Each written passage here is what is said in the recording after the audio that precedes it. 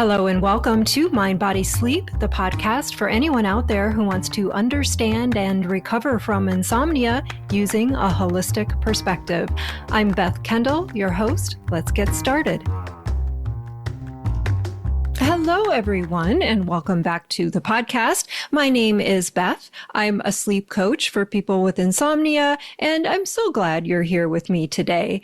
In this episode, I want to talk about something that every single one of us encounters at some point on this path, and that is doubt. Doubt about your progress, doubt about the process, doubt that you'll ever sleep normally again. We have all been there, which is why today I'm going to dive deep into what doubt actually is, why it feels so powerful, and how we can work with it in a constructive way that keeps you moving forward. But before we get going, I want to take a moment to explain how I approach insomnia, especially for anyone who might be new to the podcast, because understanding this framework will help everything else I share today make a lot more sense. I see insomnia primarily as a learned fear of not sleeping.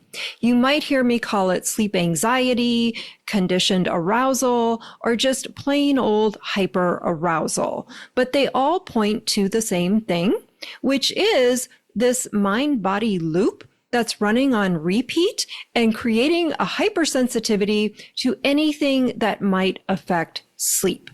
So it's not just about sleep itself. It's about the stress response that's turning on in the brain as a result of a fear-based relationship with sleep.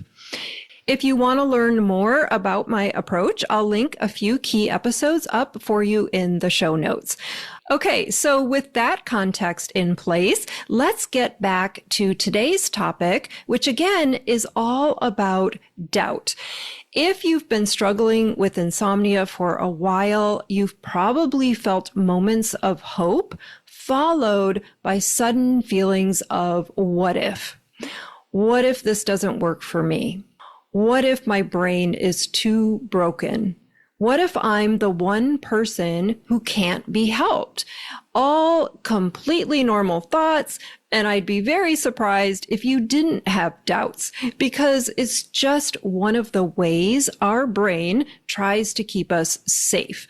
I have lots of doubts about a lot of things, but ongoing doubt, while totally normal, can also play a role in the recovery process because it quietly feeds the fear of not sleeping. When we get swept up in a lot of doubt over and over, the message back to the brain is that there is danger. Doubt also tends to spark a tremendous amount of frustration, which is another way our fight or flight system goes into action. There's the flight mode, which is running from the fear, and then there's the fight mode, which can show up as frustration or anger, and this can feed the cycle. Doubt also tends to come with a lot of guilt or shame because maybe you think everyone else is getting it and you're missing something, and it seems like they're able to accept things so much easier and they're recovering faster.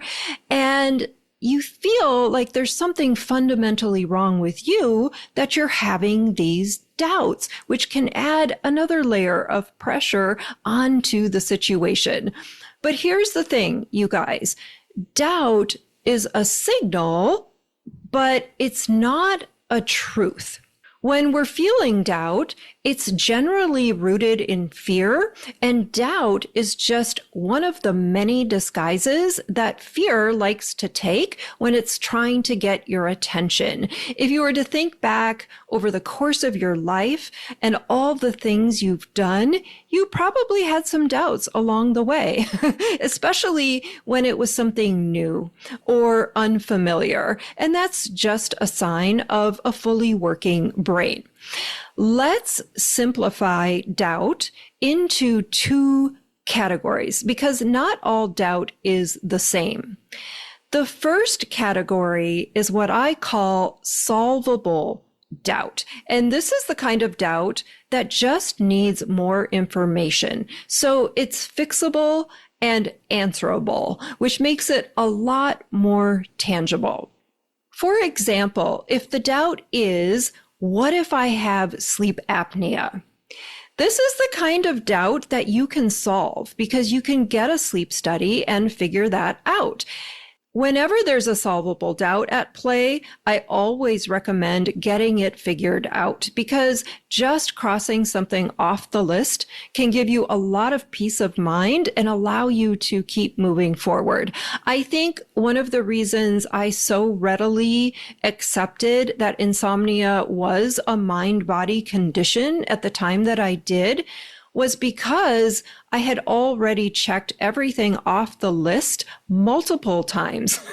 I had done all the tests and all the studies and basically tried everything. So with a solvable doubt, you just need more information. The second category is what I call unsolvable doubt. And these are the kinds of doubts that can't be resolved through more information or any concrete action. And this is the kind of doubt I'm going to focus on today because it's the kind of doubt that keeps us spinning our wheels. For example, what if I never recover? Or what if there's something different about me?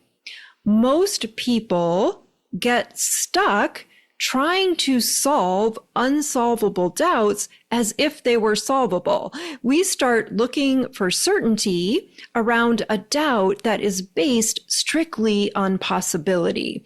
There's no test or body of information that can provide absolute certainty for this kind of doubt because there's a certain amount of uncertainty within the question. Trying to solve an unsolvable doubt is kind of like trying to catch fog. The more you chase it, the more it slips through your fingers, and the more anxious you feel. So, how do we work with this? Well, let's talk more about that. I'm going to walk you through a 4-step process that I use with my clients that will hopefully help you relate to doubt a little differently. So let's say the doubt is, what if I never sleep normally again? Pretty common doubt. The first thing you want to do is just notice the doubt. Notice the doubt without trying to fix it or solve it.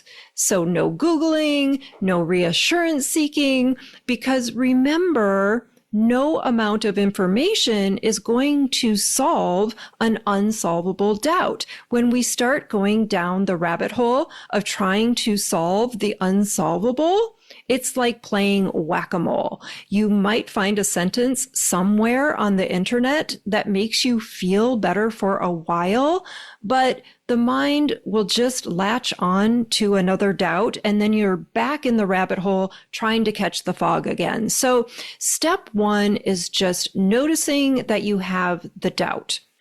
Step 2 is accepting that you have the doubt. Now, I'm not saying accept the story behind the doubt. It's much more about telling the truth about your current experience. I accept that I have the doubt that my doctors might have missed something because my brain feels so broken. I accept that I have the doubt that I can ever truly recover. I accept that I have the doubt that there's something different about me.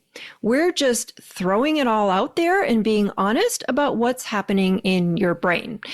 Now, you might feel a sense of relief just from voicing the doubt, but if you're dealing with a lot of anxiety, it might also feel a little scary to try and acknowledge a doubt without trying to fix it first. And that's because doubt always comes with a story, which leads me to step 3. Step 3 is identifying the story. And I use a finish the sentence exercise that anyone can do from home as a way to work through this. So what you want to do is grab a piece of paper and write, I have a doubt that blank, and I believe that because blank. I'll link this up in the show notes as well.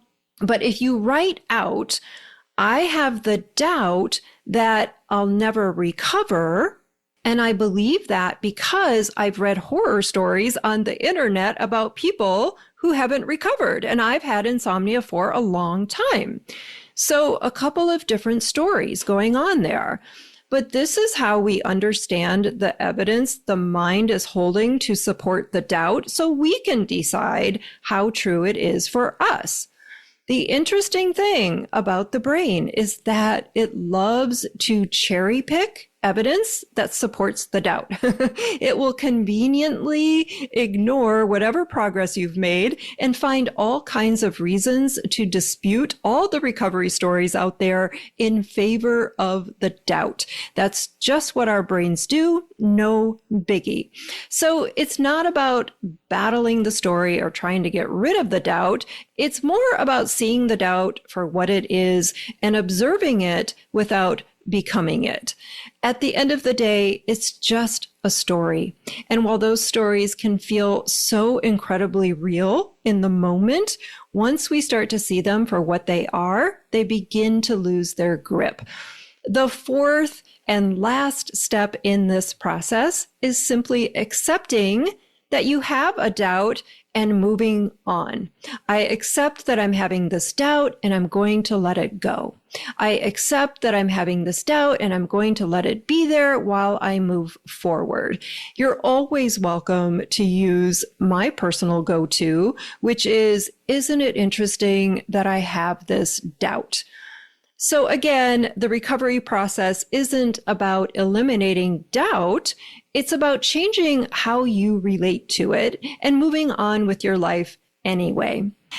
I hope that makes sense, everyone. Until next time, I'm Beth Kendall, and you've been listening to the Mind, Body, Sleep podcast. Bye for now.